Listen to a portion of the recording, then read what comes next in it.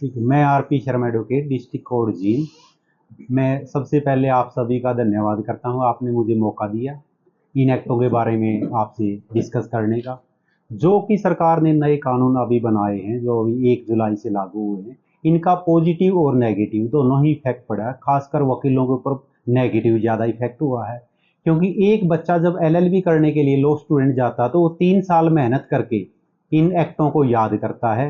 और जो major act हैं जो 3 हैं, लगभग क्रिमिनल जितना भी प्रोसीजर है वो इन्हीं के तहत चलता है, सजा इन्हीं के तहत होती है। जो प्रोसीजर अडॉप्ट किया जाता है, ट्रायल कैसी चलेगी, वो भी सीआरपीसी थी जो पहले, उसी के अनुसार चलता था। अब जो नए एक्ट बने हैं, इन एक्टों में लगभग 10 से 12% का चेंज हुआ है पुराने और नए एक्टों में।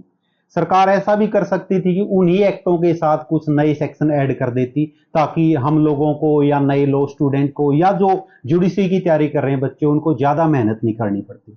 कुछ एक फायदेमंद भी है, जैसे इसमें स्पेसिफिक टाइम फिक्स किया है हर चीज़ के लिए। एफआईआर कितने दिन के अंदर दर्ज करनी है, चलान कितने दिन के अंदर पेश करना है, जजमेंट या ट्रायल के दौरान आपने कितने दिन के अंदर, ट्रायल कंपलसरी है जो आपने शुरू करनी है। और काफ़ी सारे अच्छे काम हैं, जैसे अगर कोई पीओ डिक्लेयर हो जाता है, उसके अब्सेंस में भी प्रोसीडिंग चल सकती है, जिससे जजमेंट जल्दी हो जाएंगे, फैसले जल्दी आ जाएंगे। लेकिन मैक्सिमम युवाओं के अंदर, युवा एडवोकेट्स के अंदर जो तैयारी कर रहे थे या जो हम लोग जो प्रैक्टिस करते हैं, हमें बहुत हार्डशिप होगी, क्योंकि मैक्सिमम सेक्शन वही है जो हमने पिछले 15-20 साल की मेहनत से वो सेक्शन बाई टिप याद है। अब आम पब्लिक को पता है 302 सेक्शन क्या होता है, अब उसको 103 याद करना पड़ेगा। ऐसी चीटिंग है, रेप है, सब कुछ है। तो इसमें काफ़ी कुछ मेहनत लोगों को एक्स्ट्रा करनी पड़ेगी। जबकि काफ़ी सारा जो इसके अंदर बताया गया है कि कैदियों के अंदर से ही हाजिरी लग जाएगी, वो तो पहले भी था। उसके बाद जजमेंट इतने दिन के अंदर सुनाना है, वो तो पहले भी ऐसे ही था। लेकिन अब हमें हार्डशिप ज़्यादा होगी, न कि बेनिफिट। महिलाओं के लिए कितना फायदेमंद रहेंगे कानून को बदला हुआ कि महिलाओं के लिए कोई गौर से देखा जाए तो महिलाओं के लिए कोई भी नया सेक्शन ऐड नहीं हुआ है। काफी कुछ सब सेक्शन थे जो मेन सेक्शन बना के, जैसे सेक्सुअल हरासमेंट था या कोई और काफी सारे सेक्शन थे जिसको ऐड कर दिया है। जो सब सेक्शन थे 376 के थे, 354 के थे, या अलग थे। लेकिन पॉक्सो एक्ट आने के बाद तो इन सेक्शनों की वैल्यू वैसे भी काफी कम है, क्योंकि वो काफी स्ट्रॉन्ग सेक्शन है। तो वकीलों में किसी की नाराजगी देखने को मिली इन कानूनों को लेकर? देखिए सर, काफी समय से, जब से पुराने एक्ट थे, काफी बार अमेंड किया गया है, काफी बार, और इनसे भी अच्छी अमेंडमेंट हुई है। अब क्या किया, सभी सेक्शनों को नया नंबर दे दिया है। वो पहले जब अमेंडमेंट होता था तो कुछ सेक्शन ऐड हो जाते थे, कुछ डिलीट हो जाते थे।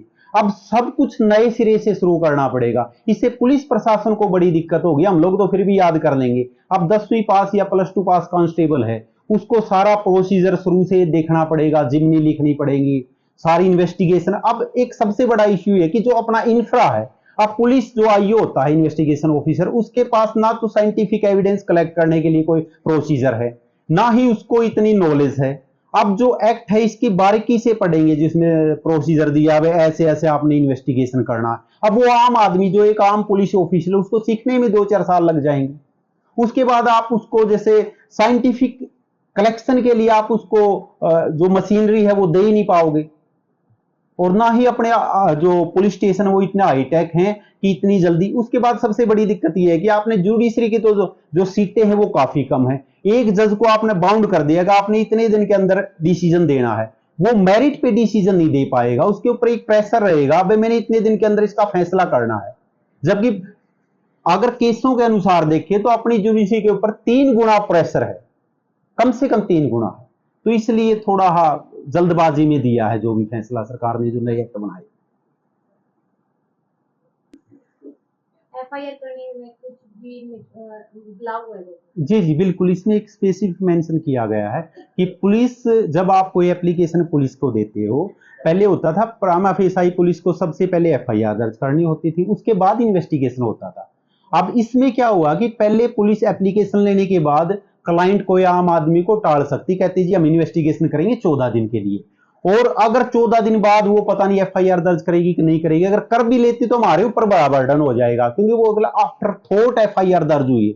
14 दिन और क्लाइंट को ये बेवकूफ बना देंगे इस बात से, जी हम आपकी एफआईआर दर्ज करेंगे और कोर्ट में वकील के ऊपर बर्डन हो जाएगा, जी आपकी एफआईआर डिले है, 5 दिन डिले है इंसिडेंट के, 10 दिन डिले है, वो फिर क्लियर करना बड़ी मुश्किल हो जाएगा। इसलिए एफआईआर तो जो पहले प्रोसीजर था बड़ा अच्छा था कि जब भी पुलिस के पास कोई एप्लीकेशन आती पहले एफआईआर दर्ज करो, उसके बाद इन्वेस्टिगेशन करो। अब इसमें एक और है कि आप ऑनलाइन एफआईआर दर्ज करा सकते हो। अब अपनी मैक्सिमम पॉपुलेशन के पास ये सुविधा नहीं है और ना ही उसको नॉलेज है कि ऑनलाइन एफआईआर कैसे दर्ज होगी।